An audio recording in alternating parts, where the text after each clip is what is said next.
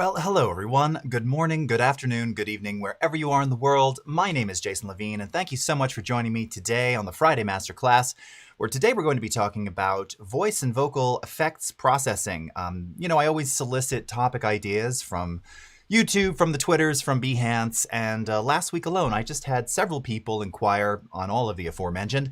How do I do that sort of echoey effect? Or I had someone in radio who was saying, yeah, I just started to do sort of imaging demos. They're out of radio, and I want to do this kind of stereo effects. How do I do that? How do I make that sound? Or, what's the difference between reverb and delay and echo? Or what's the difference between a plate reverb or a hall reverb? Or what does a flange sound like versus a phase? So we're going to cover those things today with a couple of cool examples. As always, we're coming to you live across multiple networks, so thank you so much for joining. If you want to be part of the live chat, this is the one that I'm following directly, b.net/Adobe Live. So if you've got any questions or just want to say hello or ask things along the way, that's the one that I'm following directly in front of my face. So I hope you'll ask some things. A couple of quick shouts. I see we've got Erland. And Karen is here. Hello, Karen. It's so great to see you. Faux My Life. Reverb Mike. Michael. Z by HP. Steve. Theo. Paloma. Tim, great to see you. Divom, nice to see you. Mateo and Muhammad Bashara. Good evening. Hello from Mexico. Subadeep, hi.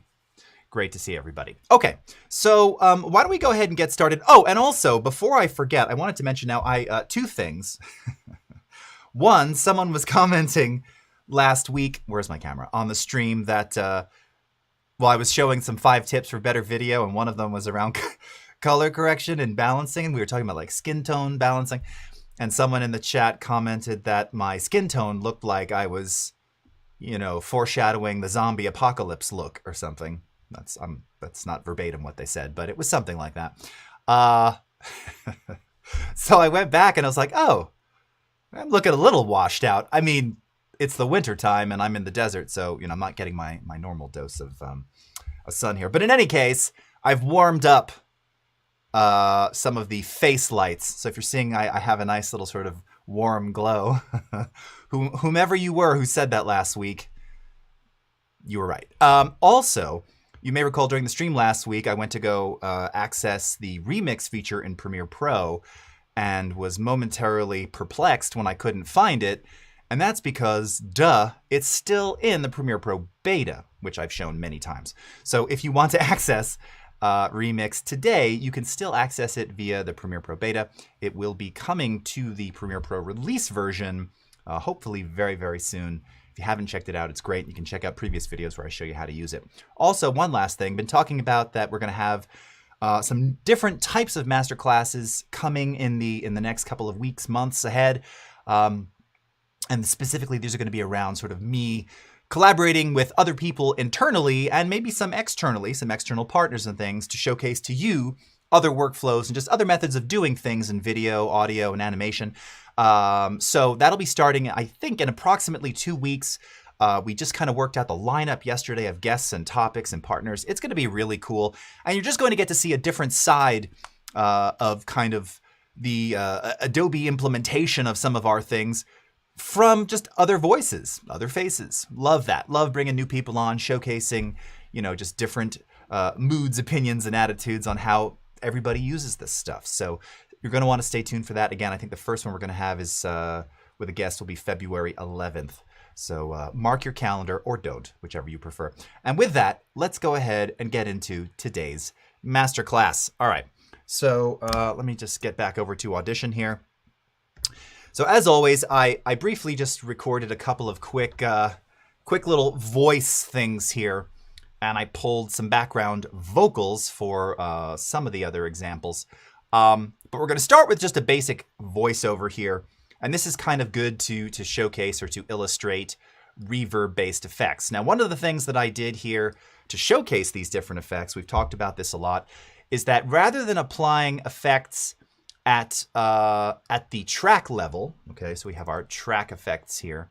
Instead, what I've done, and this is a typical workflow if you were doing actually a proper mix, whether it's for a movie, for a film, for a commercial, for just music. typically when you apply things like delay-based effects, and that includes all of the aforementioned. So reverb is a delay-based effect. Echo, flange, phase, chorus, these are all delay-based effects. If you go into a room with audio nerds and you're like, well, you wouldn't say delay-based effects, but if someone was asking about something like that, you could say, oh, did you mean like a flange or like a two-voice chorus? They're going to say, you know something. Maybe not a lot, but you know something. So these are all delay-based effects. So typically, in particular with reverb, you're usually going to place those effects on a bus. And if you take a look here, we'll just go into the mixer. It's a little easier to illustrate. I've created 3 stereo buses where I have reverb applied on the reverb bus, delay, analog delay, because it does some different things, and then the echo effect on this one over here, and then phase, flange, and chorus on this one over here. And the benefit of using these effects on a bus, one, is that you can send multiple tracks, multiple sources to them simultaneously, all right? So, you know, in particular, in a music mix, again, whether for a video or for just music, you know, if you're trying to unify the sound of someone speaking, and this is great with like, I just did this actually, I was helping someone mix a 5.1 soundtrack for a video, and they were trying to sort of basically put the actors back in an ambient environment. It was all dialogue replacement, so everything was just too dry. Well, I said, okay, the best way to do that is to put them into like an ambient room, and then use the same room for all the actors and just pan them accordingly to where they are on screen. But you want to use the same one. Now, I could use 10 reverbs, 10 ambient reverbs for the 10 actors, or we can use one reverb and send all 10 of those to the bus and then pan and adjust accordingly. Less CPU usage, much more efficient, and that's typically how you would do something like that. It's not a rule. You can do it however you want. If you want to add an effect for every track and do it 10 times, 20 times, 100 times, you know, as long as your system can handle it, that's your choice. But this is kind of a typical workflow, particularly with reverb and, again, other delay-based effects, to place them on a bus and then to send a signal, either pre-fader or post-fader. We'll talk a little bit about that today, from the native track. Okay, so we're going to start with some reverb, and this is just a little voice over here. Now we're going to come back to this. You'll be very sick of these examples by the time we're done. This first one here is super short, 4 seconds, and it's just me saying something about, like, you know, check out Adobe Live Masterclasses each week. All right, so just here it is, dry as it is. Catch new episodes each week on Adobe Live Masterclasses. Okay, I'm gonna put some headphones on so I can hear. Oh, also, bear with me for a second here because I realize I'm gonna be doing some stereo things. I need to turn off my my noise reduction on the stream here. Let's remove that. Okay. And as always, I hope that doesn't muck about with any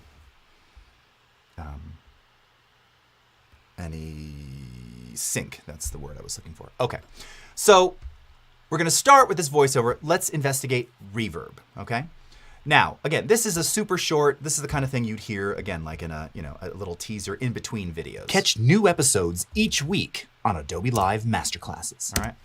Now, if I wanted to simply place that into an ambient space, I would do this using some type of ambient room reverb. Again, I'm trying to simulate just the natural sound of a room, a little bit reflective, maybe it's warm, but not big, not echoey, not hello, not Grand Canyon style. Just something that places me kind of in a familiar environment. So if you look at the reverb bus here, I'm using the Studio Reverb. I come to this one all the time. It is my favorite of our native reverbs. And by the way, we're working with all native effects today. I'm not going to show you third-party plugins, for the most part anyway. We have 5 different reverbs here. This one sounds good. It's not ideal for processing these days. This is old. It was never really updated. This one, I'm just going to say no on that one. This one, not too different from that one. Studio Reverb kind of sounds very different from those 3. And Surround Reverb, obviously, you're really reaping the benefit there only if you're working in a 5.1 surround session. So we're not going to do Surround Reverb today. We're going to focus on this one. And don't get me wrong. All of these four are good, and they all have their own discrete sounds and distinct sounds. So as we talked about last week with, different types of compressors and emulating different analog models and things, just try them. If you're looking for something that doesn't sound like some of the other reverbs you have, whether it be a plug-in or not, just try them out. My preference, I'm just not a fan of those other three. Full reverb, yes, but it's not, that one is wonderful sounding, but it's not, in fact, I think it even tells you, let me switch it out here. Does it go red? Yeah, it does. I mean, this is, it's been doing this forever. It's a CPU intensive effect. Okay, well, that's gonna immediately make me not want to use it in real time. But what the nice thing about this one is that you just see you have a lot of control. And if you are in fact trying to model a space, right, or recreate an actual room, the benefit of full reverb is you can see here, you can actually dial in dimensions, right? And then it'll tell you what the actual room dimensions are based on your setting, right? And then it says set the reverb based on the room size. Now this is very complex. It's a lot, if you know the dimensions, it can be a bit easier, obviously. You then have some coloration settings. So again, all rooms will have an equalization characteristic. What do I mean by that? Well, just as I said before, you've got bright, you've got dark, you've got warm, you've got reflective, echoey. These are all terms to describe a room. But in terms of the room sound, warm, bright, dark, dull, right? A bathroom would be considered bright, right? Bright and kind of reflective. A kitchen also probably kind of, maybe not bright, very reflective and echoey, maybe a little darker, right? If you're maybe you have a slightly higher ceiling. A bedroom with carpet, it's going to be a little more dull. It's going to be a little warmer. You can use EQ after you've done room dimensions to then dial in and really finesse the final sound. Okay, so I'm pulling this one up to show you that there's just really cool options in here. I just don't tend to use this one because it's just not ideal for real time or as ideal, but it actually sounds great. Okay. So we're going to go into Studio Reverb here, and let's just start with a preset, all right? And we're going to go into Room Ambience, all right? Actually, we'll do Room Ambience too. I think that one is a slightly larger room. It is. All right, so if we just take a look at the characteristics here, again, a smaller room size, a 1600 millisecond decay. So the total duration, the length of the reverb tail, maximum, is approximately 1.6 seconds. Now that doesn't mean I say, hi, and then for the next second and a half you hear that decay, because the decay is also affected by high frequency cutoff, any diffusion or damping, and then the balance of how much dry and wet signal you have, all right? The point is it's a small environment, and as we adjust the decay here, we can make that environment effectively larger or smaller, and then use these other settings to colorize the environment, all right? So let me go ahead and, this is so short, but I'm just going to loop this around so we can kind of hear this back to back. And we're just going to start adjusting the settings here, okay? Now the first thing we're going to do, since we're using this on a send, is we're going to enable send 1. So let's go ahead and turn this on, all right? At present, you can see we're using this post fader. All right, and we'll come back to this. We'll come back to some pre-fader in a moment. Sometimes you want pre-fader, sometimes you don't. All right, and then we simply need to tell it which bus, which send are we going to use. And you have 16 available to you, by the way. Well, I'm going to go to the reverb one. So let's go ahead and choose that. Okay, by the way, how do you access those other 16 or 15 sends? This little slider right here. So a lot of people are never even aware that, oh yeah, you've got 16 sends per track or per channel. So this is how you access all of those. And they can all have independent settings, right? Okay. And then we just need to set the level. How much of that native signal are we sending to the reverb? And in this case, let's just put it to 0, right, which is the center. That's our nominal setting. Remember, we're working sort of, it'll be to the left, or I'm going the opposite way. One direction, negative amplitude, other direction, positive amplitude. Center is 0 in terms of this send level. And then we have an individual pan here. So we can also control the pan of the signal that's being sent to the reverb, but we also have the other pan of the original unprocessed signal, And we have independent control of both of those based on whether we do pre-fader or post-fader send, okay? All right. Over here in the reverb, this is where we have to decide, okay, do we want a completely wet signal or do we want some of the dry signal coming through this reverb? Well, because I have this post-fader, all right, again, I've talked about this so much, I don't want to waste a lot of time here. If you're doing post-fader, you probably want a little bit of that dry signal coming through, or maybe a lot. It depends. It depends on the sound you're going for. So I'm going to set this, let's set default to 70. Let's set this to 80%. And I'm going to currently set the wet signal to 0. And then what we're going to do is, as we're playing back here, I'm going to start to increase this just to kind of so you can hear how we start to add more of that room back into the sound. All right, here we go. Catch new episodes each week on Adobe Live Masterclasses. Okay, catch new episodes each week on Adobe Live Masterclasses. Okay. Catch new episodes each week on Adobe Live Masterclasses. All right. So you can hear there's just a little bit of a tail. It's a little bright. Kind of sounds like I'm in kind of a lecture room, really, right? And again, part of that is this decay setting here, right? This is 1600 milliseconds. Now, room ambience 1 was 1000 milliseconds. So let's hear what that same thing sounds like with these same settings here, all right?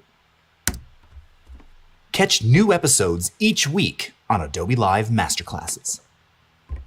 That's lovely. Catch new episodes each week on Adobe Live Masterclasses. All right. You can see a little less of that reverb tail.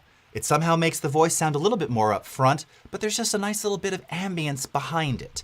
If you're trying to take the edge off of dialogue replacement, or excuse me, replaced dialogue, placing it in an ambient space, and again, it's not an absolute. Maybe you want the 1600 or 14 or 1275. Again, you can adjust the room size. Here, the room is intentionally small. But then you have things like damping and diffusion. So it's still a bit bright. This is a fairly bright sounding voiceover. So if I want to control even a little bit more of the brightness there to kind of damp down the reflectivity of this ambient room, that's what damping is going to do. So if I put this up to like 100, let's take a listen. Catch new episodes each week on Adobe Live Masterclasses. Now listen again. Catch new episodes each week on Adobe Live Masterclasses. Okay? So for my ear, that sounds better because the voice is already bright.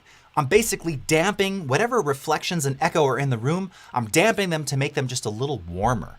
If I take this off and bring it all the way down to 0, catch new episodes each week on Adobe Live Masterclasses. Now you really got to be using your listening ears to hear the differences there. It's a bit subtle because 1, this is short, and 2, because we're already in a fairly small ambient environment. And we're already cutting off frequencies above 6500 hertz. Now, if you've been paying attention, right, Masterclass here, nerd time, we're cutting off everything just within that range of sibilance, right? So we're going to make sure, like when I say, you know, catch new episodes each week, right? These are all potential sibilant things. So if we wanted to even take a little bit more of that high-end edge off, I could back this off to say, let's just say like around 5,000, okay? And remember, again, it's kind of the fundamentals of sibilance, 5,600, 6,300 hertz, but it can go lower, right? It can go into the 5,000 hertz range. It can be, you know, still as high as 7K. If we back off a little bit more though, catch new episodes each week on Adobe Live Masterclasses, right? It's just a little bit warmer. It just sounds right. Oh, and by the way, let's hear what it sounds like with nothing now, because you've been hearing all the reverberated sound. Catch new episodes each week on Adobe Live Masterclasses. Now let's turn it back on. Catch new episodes each week on Adobe Live Masterclasses. All right. And again, we also have early reflections.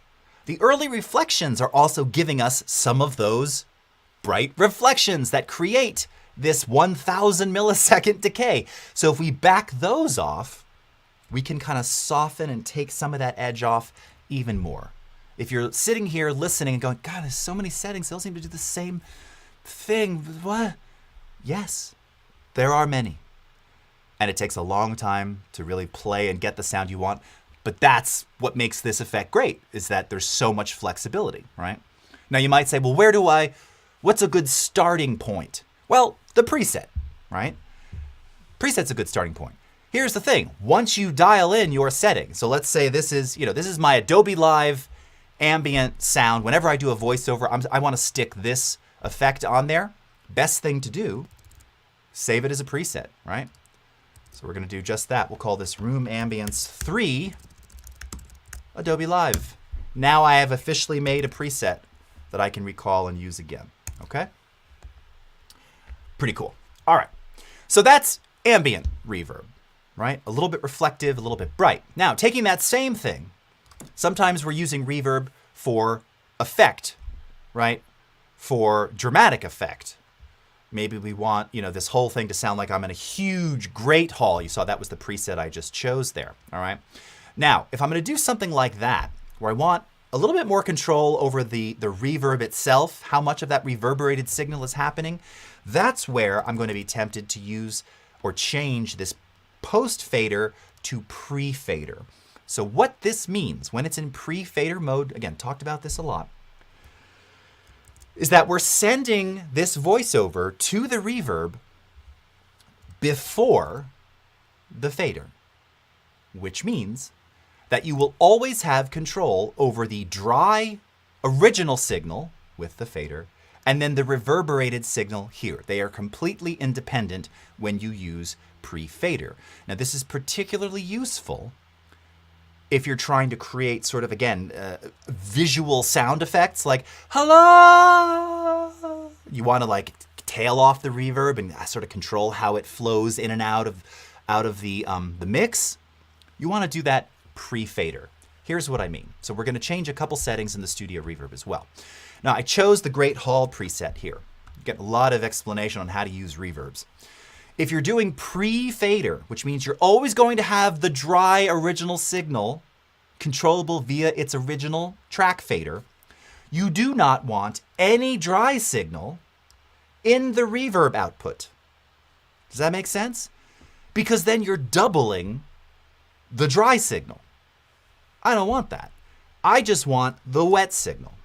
So this entire bus is just going to be, I was going to say, it's just going to be wet hall. It's just going to be reverberated signal. If I want more of the dry, direct voice, I'm going to use the track 1 fader for that. If I want more echo, I'm going to use this fader, okay? That's it. Now let's check out what this preset sounds like. Now, again, take a look at some of the characteristics here. We're talking about a great hall, a big venue, a concert hall, Microsoft Theater, LA, 7,500 seats or whatever, 6,500 seats. So we've got a larger room size. We've got about a 6,000 millisecond, so 6-second decay. Not so much early reflection.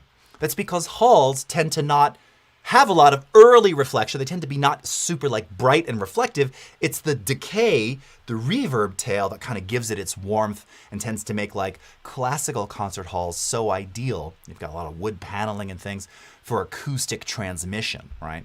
So don't necessarily have a lot of early reflections. These can kind of muck up clarity, right? Width, we want to maintain a very wide stereo image for this particular hall. Note the high frequency cut. We're cutting everything off on the reverberated signal above 4,000 hertz. So if there's any sibilance happening, you're not going to hear resonating at 6,500 hertz in your ear. That's not going to happen, not on the reverberated signal, because we're cutting it out entirely, all right? We're also rolling off everything below 300, so you're not going to have any rumbly reverb. This is another point worth making. I've made it many times. I feel like I've made it too many times. People watching are like, you've said that already. I have the right to repeat. Low frequency cut is extremely important because you do not want to reverberate low. You don't remember low sounds? What? You don't want to reverberate bass frequencies in general. Now, again, if you're, doing sound design for a horror film and you've got some, there's a rumble going on and you're trying to simulate that feeling of just chaos and whatever. Different story. Sound design breaks, all rules are thrown out the window, so to speak, when it comes to sound design, because you're trying to create emotion with sound, or you're trying to use sound to articulate a visual emotion. So you can do whatever you want. But in terms of like a voiceover, or hey, I'm going to add a little bit of reverb to this bass guitar, you do not want to add reverb to a bass guitar and have like no bass roll off, because then you're just going to have echoing very, very loudly and muddying up all of the low end frequency. This is probably the most common mistake that people make when they just randomly apply reverb to things, is that a lot of these reverbs may not have the low frequency rolled off by default. So you're wondering, why is all the bass so echoey? Well, that's why, all right? So we've got it all set. Let's take a listen to what this sounds like. And in the spirit of using pre-fader, right? So remember now, we always have control over the dry signal. If I pull the reverb slider down and I just play this back, we should just hear the voiceover as it is, correct? Right? Catch new episodes each week on Adobe Live Masterclasses. But the signal is still going to that reverb bus. So now when I play back, I'm going to raise the fader here, and you'll see we're now controlling the independent reverb of that signal. Here we go. Catch new episodes each week on Adobe Live Masterclasses. Okay? It's all here. Now, if we want it to play the whole time, just slightly in the background, again, we can adjust the level there, wind it back, hit play. Catch new episodes each week on Adobe Live Masterclasses. All right? Or we don't like that, that's too much, take it down even more, again, play it back. Catch new episodes each week on Adobe Live Masterclasses. Okay? That's how you do that. Reverb effects. And I really recommend, if you kind of want to understand how to design and how to work through different types of reverbs, again, we have plates. What are the differences between something like a plate and a hall? It's going to be around the brightness. Again, we talked about this on stream before. Halls are notoriously dark and warm. Plates are notoriously sort of, well, not notoriously. Plates are in general brighter and more shimmery because it's literally an electrified metal rectangle that is vibrating based on electrified signal being sent to it. It's metal. Metal is ping pong ping, right? It's plinky, it's bright. Plates are bright. Spring reverb, right? Think old guitar amps. Also, kind of on the brighter side. They also have the distinction of having that kind of thing if you hit it. Just through, if you hit the amp, you'll hear that because it's a spring. Springing. What do springs do? What is that? Right, that's what these guitar amp verbs. I actually made these presets 22 years ago. These are from impulses that were sampled from, I think it was a Fender Dual Twin. They're not exact. We had to tweak a little bit, I think, to make them work in this reverb, but that's what they're trying to simulate, okay? So it's a great idea to try some of these, again, like what, a swirly reverb? Okay, what does that sound like? I'm curious. Tell me, what does a swirly reverb sound like? Catch new episodes each week on Adobe Live Masterclasses. Okay, well, that's a little hard to hear because the balance was wrong. So again, let's go to 100% wet. Check it out again. Catch new episodes each week on Adobe Live Masterclasses. Okay, I don't know, I don't hear the swirl myself, but you can start to look at this and go, okay, well, one thing I noticed, it was super bright. Because there's like no high frequency cut. Cutting everything above 14K, you might as well not cut anything, all right? And if you're over 70, you're not hearing it anyway. So, that's not a slam on 70-year-old people. That's just the human body, unfortunately, breaking down. Okay, they're rolling off a lot of bass, too. So, again, we just got a lot of bright and mid-rangey reverb happening here, okay? So you just start to kind of learn and understand how these things work. All right, so that, my friends, is reverb. Any reverb questions? Evangelist Wizard Spring Reverb Impersonator. Tim, sometimes you really nail it, man. That one's good. I'm screenshotting that. That's hilarious. I'm literally screenshotting it. I just did. Okay. Okay, Tim's asking, okay, remove bass and then add reverb first and roll off the bass after that. So, right, so that's a good question. Again, order of operations. So, if you're let's just use, for sound design, you ultimately have, some kind of LFE, low frequency effects, which could be sound effects, sound design, ominous, 2 octave below synth pads just going, which just by design of their nature in the scale will have lower bass frequencies. I'd say tweak those first, and then if you want some of that reverberated bass, do that after. Do that after you're adding the reverb. Don't necessarily add it beforehand. You're already equalizing that direct signal, that original signal first, just in the context of a clean mix. That's actually a great question, Tim, because that's the thing is you ultimately want to get things sounding good dry before you begin processing, if that makes sense. If you try and tweak after the fact, it can just, you start to lose perspective. That's really it. So I will typically go through and whatever tweaks are needed equalization wise, and I'll often do them, you can see just right here, like on that voiceover, I pulled out a bit of, again, right in that sibilant range because of my off-axis nature of how I recorded this. It's just coming out a little harsh. So I already know with this mic, about 5,800 hertz, pull it down about 4 dB, and it kind of takes away that harshness. So I'll do a little EQ, but again, and I could have probably, actually that's coming technically after the verb, but I would have typically done that as an insert, an effects insert. And it just depends on the nature of what you're doing. For low frequency effects especially, you want to tweak those and get those sounding good dry before you begin adding additional stuff on top. Okay, now of course we could send things to multiple sends. We can do that towards the end. I'm going to turn off send 1 for reverb. It's still going there, we're just not going to hear it now. And let's go to send 2, turn this on, put it at 0. And now let's go to delays, all right?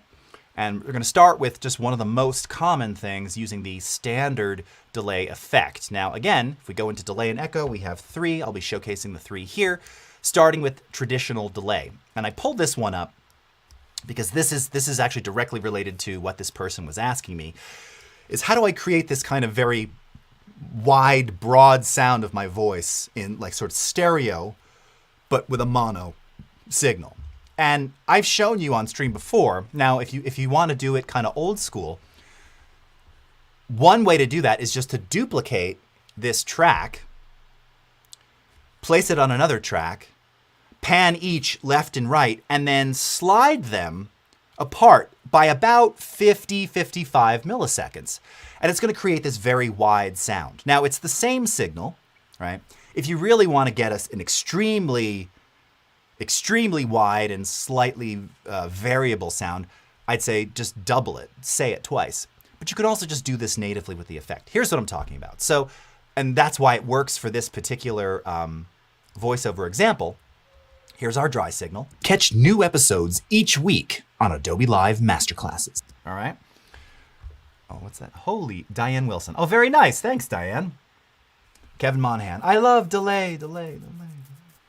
Very good. Beware the Thunder Drums preset. Yeah, there are a lot of those in there. Be careful, because remember, it's just like with setting thresholds. You know, your level is arbitrary. There's no way to say, oh, it's always going to be -6 or -18 or 0. So yeah, some of them may be very intense. Always be careful with those wet-dry balances in particular. All right.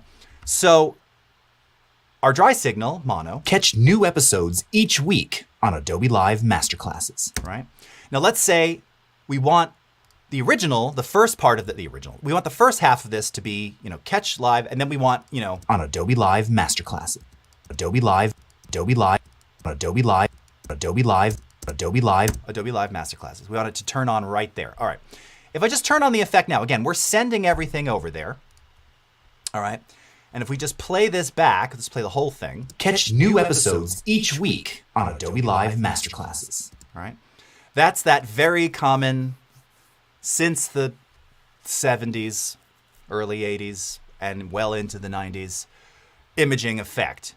Now, typically, it starts out dry, and then when they get to whatever it's usually a station ID, you're listening to sound effect. I always use KSLX, which is our local classic rock station here in Phoenix.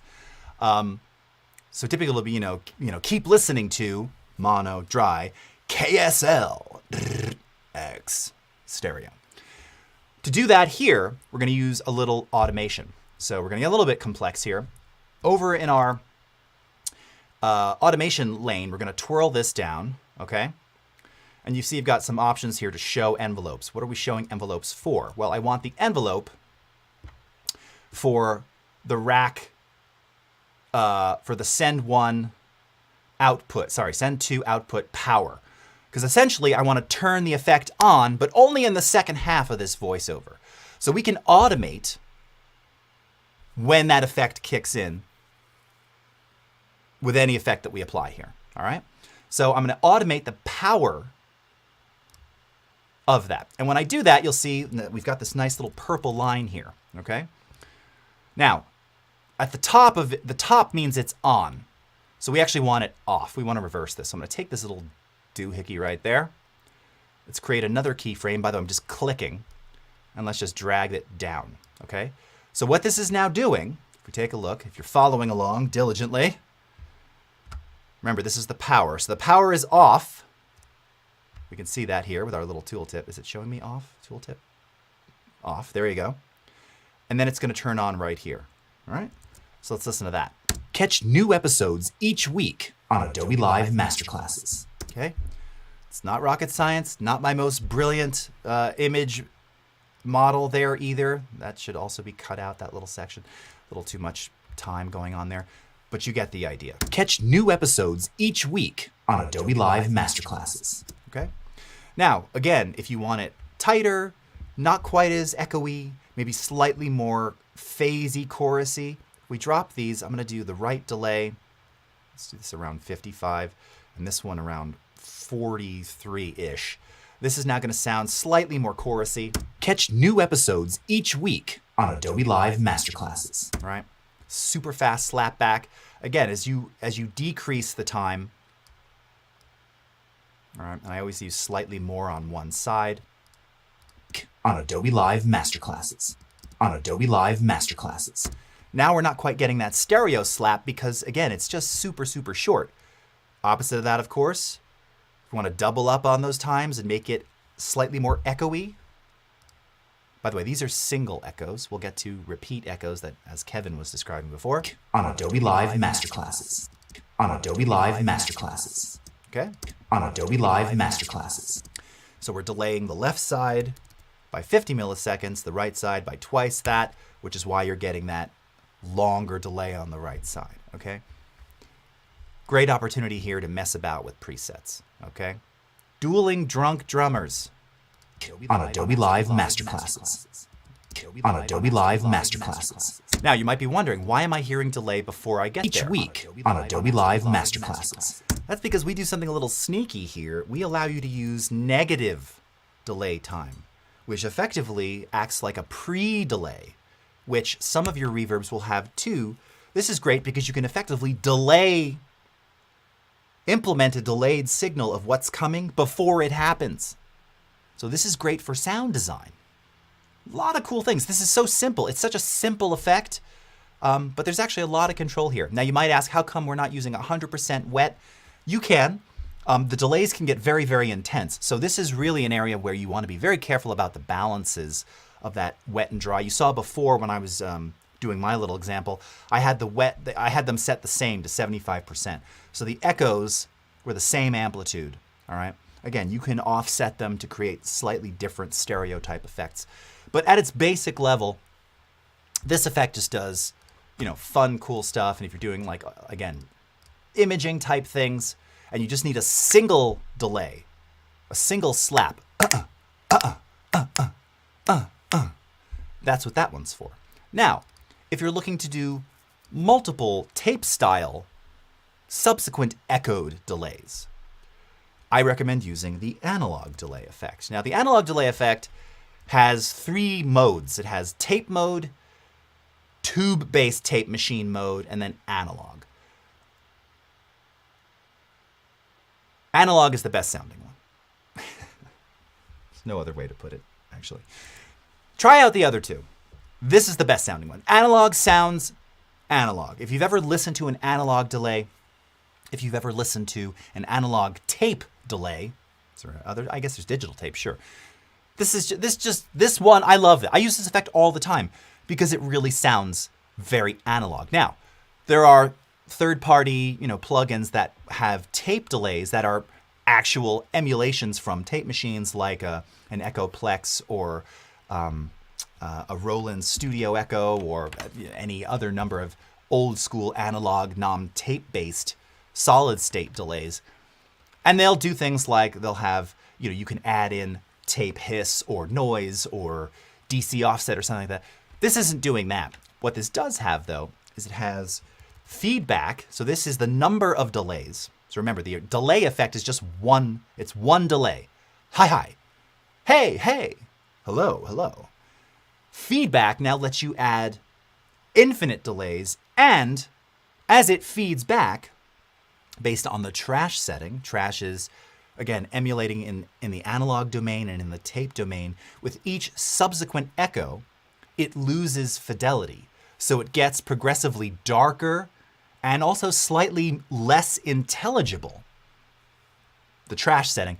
These two things make this super, super cool when kind of devising or trying to do stuff with sound design, all right? So in the case of this, let's start with just like a 330 millisecond delay. All right, you can see that where it's coming on, and let's just start with maybe, like 30% feedback and 20% trash. We haven't changed too much. Let's take a listen. Catch new episodes each week on Adobe Live Masterclasses. Okay, so at 330 milliseconds, that's the tempo of that. If we wanted to make those longer, slower, on Adobe Live Masterclasses. Okay, now you're hearing a decent amount of those echoes. If we want more of them, we can increase the wet signal. But remember, this is actually creating a feedback loop. So the hotter your wet signal, gotta be careful, you could in fact create this continuous feedback loop that just ends up in total distortion. Sometimes great for sound design, but you gotta be mindful. And if you're wondering, why is it doing that? Wet out feedback on Adobe Live Masterclasses. Okay, now if we increase the feedback, let's go to like 100%. On Adobe Live Masterclasses. Okay. Now we're only trashing it by 20%. Let's increase the trash setting here to around 50. On Adobe Live Masterclasses.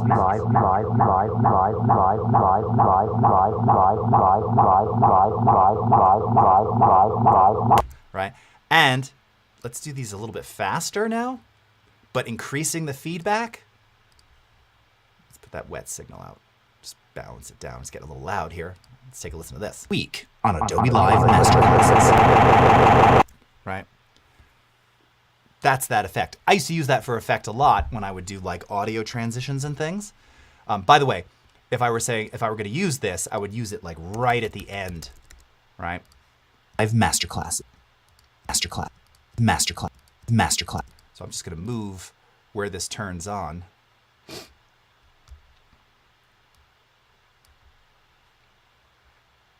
Adobe Live Masterclass. Okay. So this is multiple repeats, right? Hello, hello. Now, by the way, if we take the trash all the way down, let's go back to a sort of maybe an 85% here. Adobe Live Masterclasses.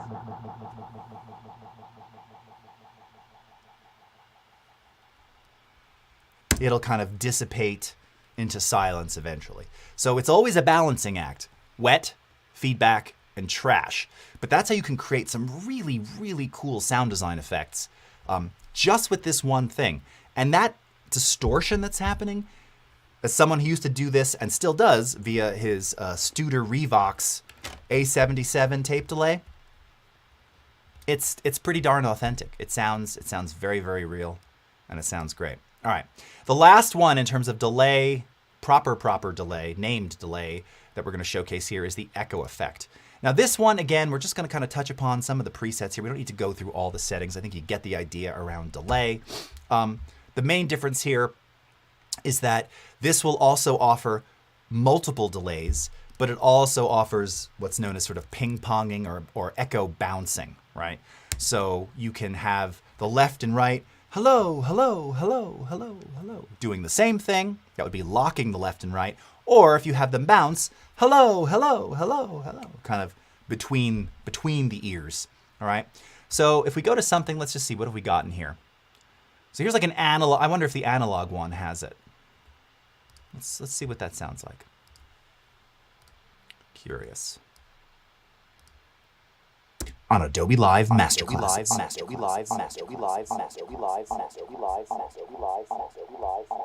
Okay. Oh, and of course it has the channels doing the exact same thing. So this is the analog delay. It's just mono because they're delaying at the exact same time. So yeah, you're not going to hear any kind of stereo pinging. Let's see. Sci-fi cliche approaching. I'm in. All right, let's maybe put this echo level down because these could be super loud. Feedback is pretty high. It's got me a little nervous. Maybe bounce this. Let's see what this sounds like. Oh, and this is, look at this. It's 2,000 milliseconds on the left and 200 on the right. On Adobe Live Masterclasses. On Adobe Live Masterclasses. On Adobe Live Masterclasses. On Adobe Live Masterclasses. So you can hear it's doing different things, kind of pinging them between the channels. Similarly here, now here's the difference. You know, you don't have your trash setting because you have successive echo equalization, i.e. trash. So for each echo, what do you want to do to those echoes? Well, I want to roll off everything above 7K and let's preserve everything else, but continually roll off bass as well, right? So we could do something like that. Let's shrink this up. Let's make this, say 500. On Adobe Live Masterclass.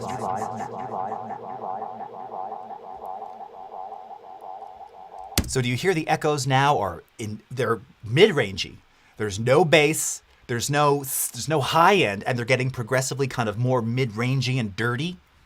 Successive echo equalization, all right? I don't use this one too often, but for sound design, it can create some very, was there one in here called Creepy Spooky?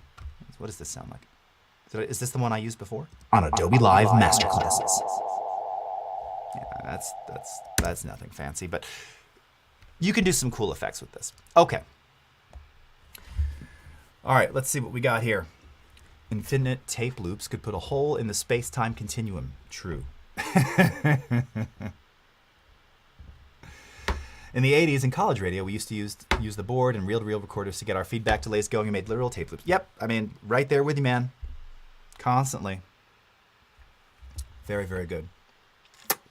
All right. Ooh, I just spat all over my keyboard. Good job. Okay. Dueling Drunk Drummers needs a better preset name. Probably would have never used it because of that name. Yeah, I know, right?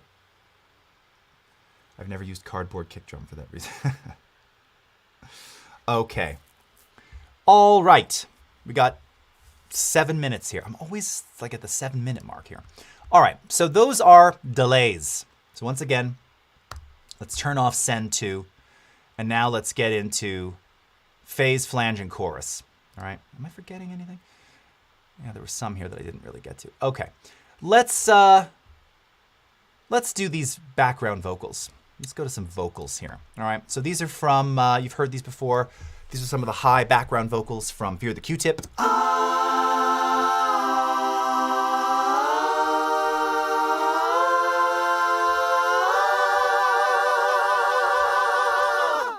Okay.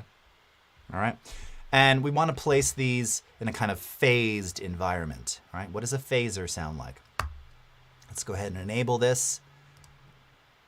And let's go to the phase, flange, chorus, all right, and start with the phaser here. Now, for this, I'm going to recommend doing this post-fader. The reason for that is that this is going to allow me with these background vocals, once I send the amount of level that I want to this single fader is going to control the dry background vocal signal and the phaser all together. I still have the level of the phase signal here, but with something like this, I would probably do this together. Now, you can still do it pre-fader, so you always have the dry and then the phased ones. And in fact, yeah, let's just do that. It's just easier to control on stream. You just want to play around. Sometimes with background vocals, especially if you're trying to go for like an intense, very kind of glued together kind of vibe, I will typically use post-fader. But let's just do pre-fader for the sake of today. And we're going to start with a preset in here called Phase 80, which is emulating the old school Phase 90 MXR pedal. We'll see how good it does. I think I like this one. Let's take a listen. I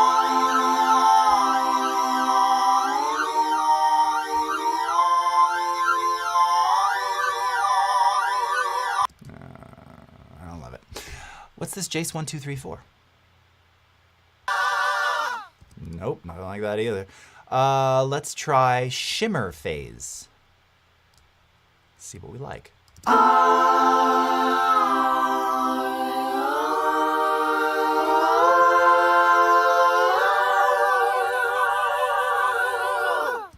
That one I kind of liked.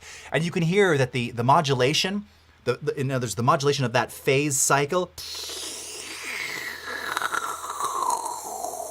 It's super slow, or I should say super low frequency, how it's kind of sweeping through. And it actually really works with this, right? You can, of course, adjust that modulation rate as we go.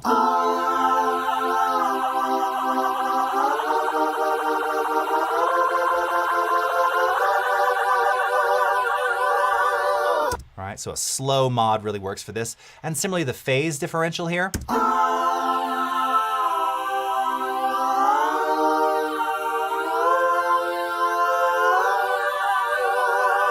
All right. So again, you can kind of create these very spacey, kind of 60s sounding effects. This is something where I might use in conjunction a little bit of phase and a little bit of reverb. And this is where the benefit of doing pre-fader makes sense, because what that now means, let's come in here. And if I were to also say, go to send to, turn this on, pre-fader, reverb. We've still got reverb going here. Let's play this back. I'm going to keep the phase on, but I'm going to start to bring in some reverb. That's pre-fader. Here we go. All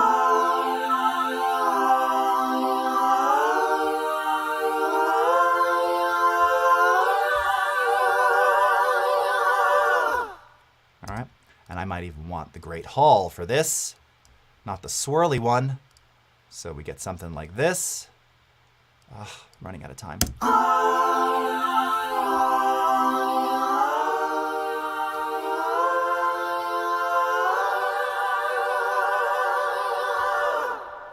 Right? And you see there I was balancing the phase against the reverb. Really nice to have that flexibility, all right? Similarly with flange, or dissimilarly, flanging literally comes from, the Beatles. John Lennon is actually credited with coming up with this, and George Martin. The reel, the take-up reel on a tape machine is the plastic thing that's holding the tape, is known as the edge is known as the flange. And they would literally kind of put their finger on it to sort of slow down the speed ever so slightly. And that's the effect that it created, which is now known as the flanger effect. Again, lots of options here for presets. Let's take a quick listen.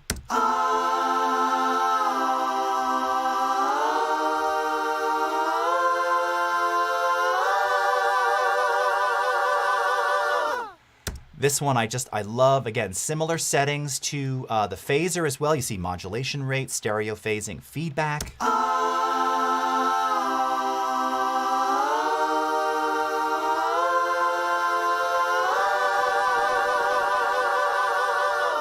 Okay, so you can use that modulation rate to create faster styled echoes. You can invert. Lots of cool things here. Adjust that final delay time a little bit.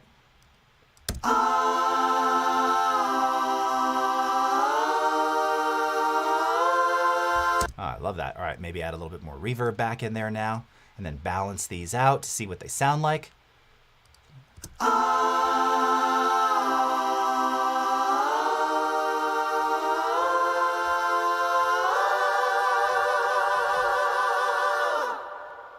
Okay, really nice, very dramatic, Perfect for background vocals. And then also we have the chorus effect in here. So if we take a listen to the chorus effect, this again typically is usually it's usually two to four. We let you go up to 16 different voices. Lots of presets in here. This is just the default setting. So let's hear what this one sounds like with 2 voices. I'm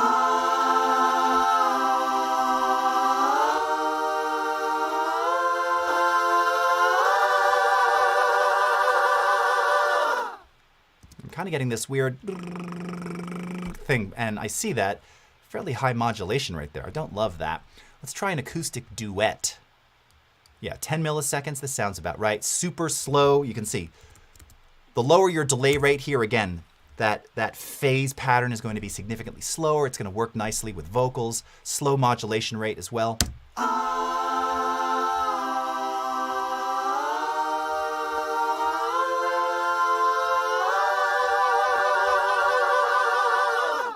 And the more voices you add, the bigger it's going to get, the bigger it's going to sound. Add a little bit more of that reverb back in there, and now you've really got something that's going to sound pretty cool.